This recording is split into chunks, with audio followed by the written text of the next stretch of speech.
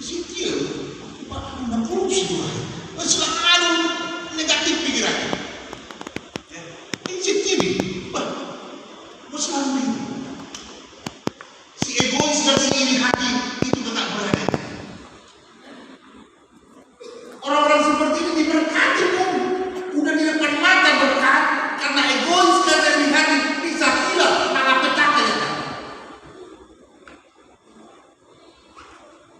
Hari ini si egois dan si iri hati mereka lagi duduk selagi santai ngobrol. Lalu tiba-tiba muncullah di depan mereka Dewa Fortuna. Dan Dewa Fortuna bilang, hai si egois dan si iri hati, ini adalah hari keberuntungan buat kalian. Hari ini semua permintaan kalian akan dikabulkan. Tapi syaratnya, kalau yang satu sudah meminta, maka yang lain tidak usah meminta, karena otomatis dia akan mendapat dua bagian. Maksudnya, kalau si egois bilang, aku mau minta mobil Mercy misalnya. Wah, kalau dia buang mobil begitu, siang si iri hati sudah langsung dapat dua. Ya. Lalu si Dewa Fortuna bilang, waktunya ini terbatas, cepat sampaikan permintaan kalian. Itu datang si egois bilang sama istri, kamu mau duluan, kamu mau duluan. Lalu si iri hati bilang, gak mau, enak aja kalau saya mau duluan, kamu dapat dua, enak banget. Aku mau duluan, kamu mau duluan. Wah, mereka apa? Mereka begitu saling bontok-bontokan. Akhirnya apa yang terjadi? Cepat minta ini si Dewa Fortuna bilang, waktunya terbatas. Akhirnya apa yang terjadi? Karena tidak tahan lagi itu si egois, lalu dia bilang, aku minta. Wah, ini si egois sudah deg-degan, mau minta apa ini? Mau minta apa? Aku minta mataku dibutakan satu. Kalau dibutakan matanya dibutakan satu, berarti masih sisa satu. Itu si egois langsung matanya buta dua-duanya. Coba bayangkan, egois dan iri hati mau mendapat berkatmu berubah jadi malapetaka. Di mana Alkitab katakan, di mana ada iri hati dan mementingkan diri sendiri, maka di situ akan banyak terjadi kerusuhan. Untuk menunjukkan sehati sepikir, dibutuhkan hati yang rendah, tidak egois, tidak mementingkan diri sendiri. Rohan nasihat. Dan yang terakhir, untuk menunjukkan sehati sepikir. Itulah sebabnya di ayat ini dikatakan,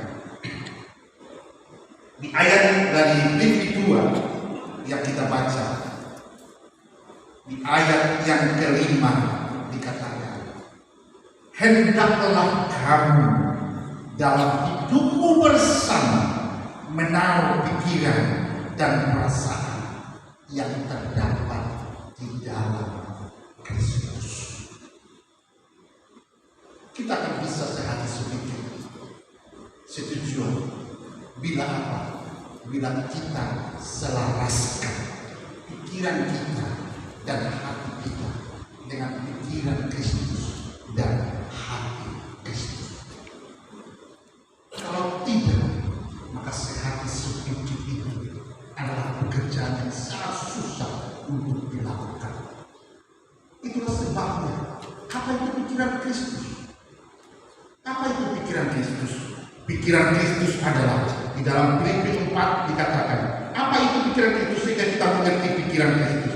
Pikiran Kristus ayat Filipi 4 ayat 8 begini dikatakan, firman Tuhan, jadi akhirnya saudara-saudara, semua yang benar, semua yang mulia, semua yang adil, semua yang suci, semua yang manis, semua yang sedap didengar, semua yang disebut kebajikan dan patut dipikirkan pikirkanlah semuanya itu.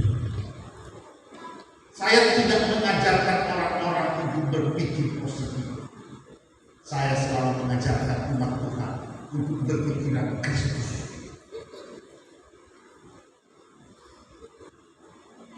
Kita harus berpikiran Kristus. Kalau anak bohong, jangan hidup dalam asumsi. Anak bohong, inatani si debat, atau terlalu berutumi, apa gimana kita?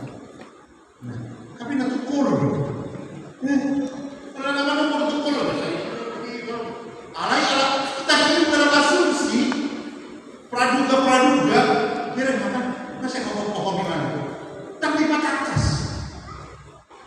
Tapi benar-benar, masa saya ngomong mana ini kan itu saya betul dapat ada yang minum panas asal terlalu kalau minum enggak kalau hidup dalam asumsi dia kuat lalu di apa dicolong dari teman tidak masih mau gimana ini jangan hidup dalam asumsi ya perjelas apa yang terjadi asumsi banyak yang hancurkan di hidup. Saya lupa, mau ingatkan juga saya hidup dalam asumsi pokok di mana nanti benar, biasanya dibayar apa, bagi-bagi dibayar kopi yang tanah tapi menunggu tidak dibayar ini loh, perumah tangga orang dari sekolah teman, tapi nanti syukur kenapa anda sedang dibayar kopi ini nanti syukur ya tadi terus saya dari rohana terus saya dibungkus, saya dicari hari ini lewat Natal kita ini dengan tema yang luar biasa yang dapat kita sehati sepikir. Amin. Sehati sepikir. Alkitab katakan ini yang terakhir. Apa itu kasih Kristus? Di atas semuanya itu. Kolose 3 ayat 14. Di atas semuanya itu kenakanlah kasih. Kasih yang ditulis di situ agape. Di atas semuanya itu kenakanlah kasih sebagai pengikat yang menyatukan dan menyempurnakan. Itulah sebabnya ketika Yesus, karena Yesus adalah kasih itu, ketika dia dianiaya, dia tidak pernah memberikan selain daripada apa yang dia miliki. Saya mau katakan, kita tidak bisa memberi apa yang tidak kita miliki. Kita hanya bisa memberi apa yang kita miliki. Saya tidak bisa memberikan uang kepada saudara kalau saya tidak mempunyai uang. Apa yang saya miliki hanya itu yang dapat saya berikan. Dan Alkitab katakan Kristus adalah kasih. Allah itu adalah kasih. Itulah sebabnya ketika Kristus dianiaya, direndahkan, tidak dianggap kehadirannya, dicaci maki, dia tidak bisa memberi apa yang tidak dia miliki. Yang dia miliki hanya kasih, itulah yang bisa dia. Karena kita tidak bisa memberi apa yang tidak kita miliki. Itulah sebabnya firman Tuhan katakan tadi, kenakanlah kasih sebagai pengikat yang menyatukan dan